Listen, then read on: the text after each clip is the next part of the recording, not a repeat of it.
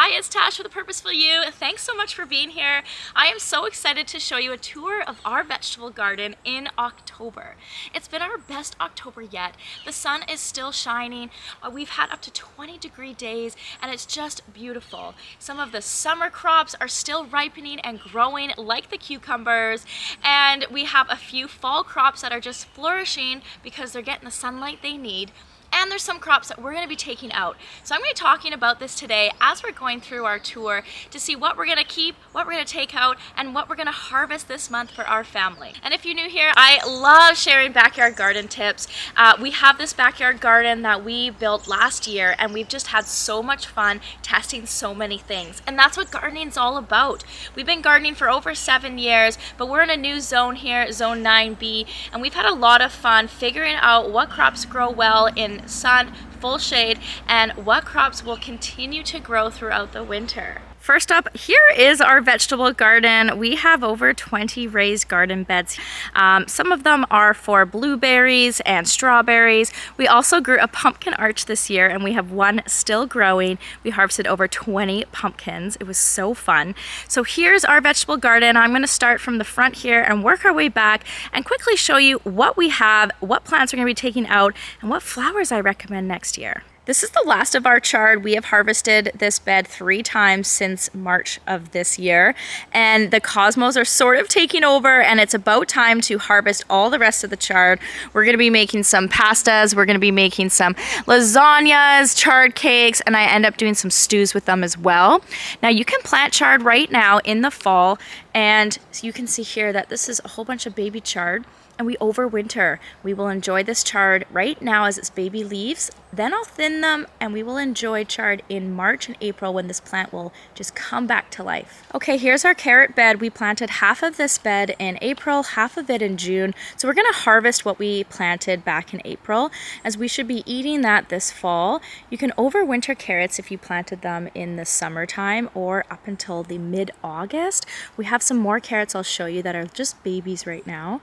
But we are going to be harvesting half this bed. I'm going to harvest this carrot right. Here's a tip. Sometimes when we pull the carrots out, they can break. So I push it down, then I pop it up. Woo! Now that's a beauty. Here's our arugula. We've been enjoying this throughout the whole summer. It just keeps on coming back, and we actually let the front row go to seed. You can see it's flowering. This is beautiful nutrition for the pollinators during the fall time.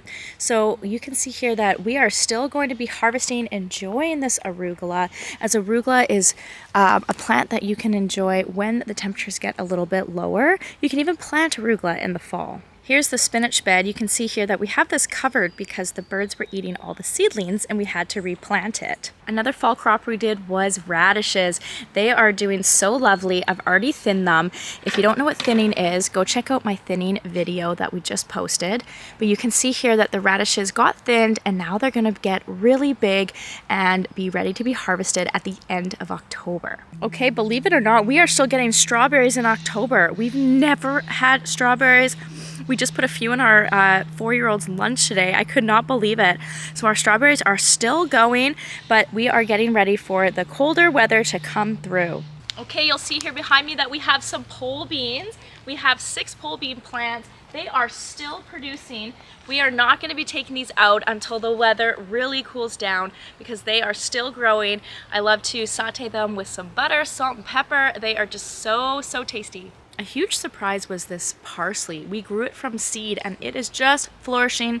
It's at a shady spot, it's loving life, and the nasturtiums beside it have all come back. These nasturtiums were planted back in April when these beds were full of snap peas and shelling peas, and now they've come back. So don't pull out your nasturtiums if they look like they're dying.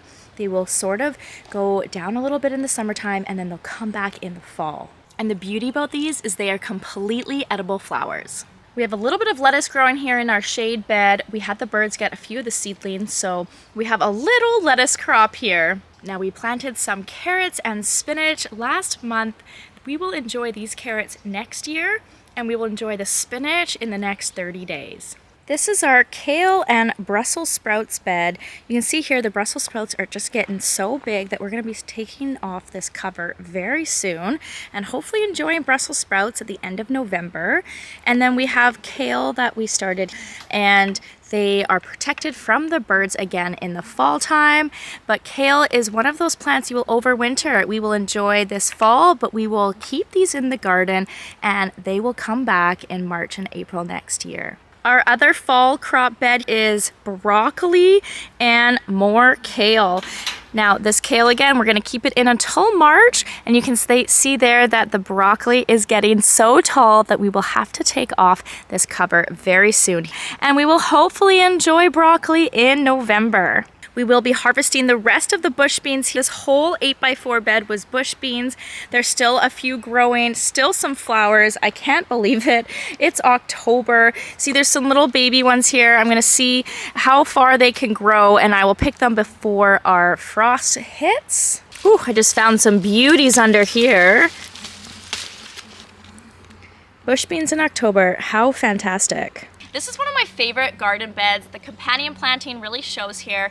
We planted some beets, we planted some carrots, and then we also have some pak choi, which is a fall crop. So these beets and carrots have been in the ground since end of July, beginning of August. We're gonna be harvesting the beets and carrots this month. And then the pak choi will also be harvesting this month, but it was fast growing. We planted this only 30 days ago. So we're looking forward to making those in stews and soups and lasagnas. Again, I love making lasagnas with so many greens and vegetables from our garden. Okay, this is a tomato bed, this one here and this one right here. We harvested all the tomatoes last month, and I need to take out the plants. Now we had marigolds growing around. I even have some carrots in this bed and basil. So let me show you a close-up. Okay, you can see that there's some basil still growing. I've been harvesting basil every week here for our pasta sauces, as all of these tomatoes are actually ripening on our windowsill right now. We picked a lot of them when they were blush and green, and now we're just gonna be taking out the tomato plants. How I take out the plant is I actually just cut the base, and I won't disturb the root system, and I'll make sure that there's lots of food for the microbes, and I'll be cover cropping this bed this year. You can see here that some of the basil's even bolted. We're gonna be harvesting this month, and the marigolds are at the end of their life, but they are wonderful companion plants for tomatoes. Something I tried this year was planting carrots in the tomato bed. Now they've been in the ground for about 2 months, and wow, they actually worked. I have these little carrots that I thought would just be dead space in the tomato bed, but hey, it worked. Here's the squash bed, and we have one butternut squash still going, and we have 2 zucchinis. You can see one over there. Let's do a close-up. All right, this is gonna be a beauty. Okay, behind me here is one of my favorite beds. We have the peppers, we have cucumbers, we have peas growing that we plant in the fall, and we have a couple of these heirloom tomatoes that I'm actually gonna pick.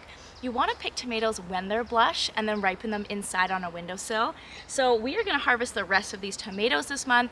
We have a couple more cucumbers growing, and then we're hopeful to have some peas at the beginning of November. Oh, let's not forget, we have some zinnias in this bed and some marigolds, and we had a couple cosmos here to bring in those pollinators. Well, there you have it, a little tour of our garden in October. You can see here that I couldn't help myself, but I was picking some carrots and beets as we were going along there while I was filming. So I hope that I've inspired you to grow a few things next year that you will plant in August so that you can enjoy in October, and also plant a fall garden. We still will plant some corn salad, some lettuce, and some radishes and spinach in the next week here. And we're gonna be covering that to keep it a little bit warmer so that we hope to harvest at the end of November.